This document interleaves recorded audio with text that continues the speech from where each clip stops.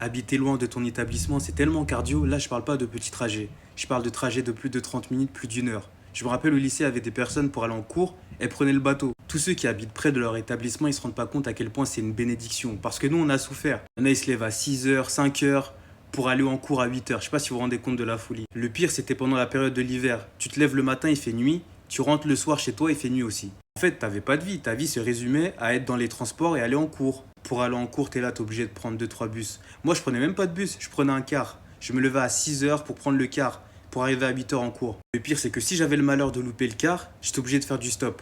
Ou marcher pour prendre un bus, pour prendre un autre bus ensuite. Habiter loin de son établissement, c'est vraiment pas pour les faibles. Tu fais les mêmes horaires qu'un employé, sauf que t'es pas payé. Pour ça, j'ai jamais compris ceux qui habitaient près de leur établissement, comment ils faisaient pour arriver en retard. T'arrivais même pas à avoir de bonnes nuits de sommeil étant donné que t'habitais loin. Parfois, tu finissais à 16 heures et à 18h30, t'étais toujours pas chez toi. C'est pour ça, la plupart du temps, en cours, ils étaient fatigués. Tous ceux qui sont en province ou qui habitent dans des villages, on se sait. Dites-moi dans les commentaires, vous habitez à combien de temps de votre établissement?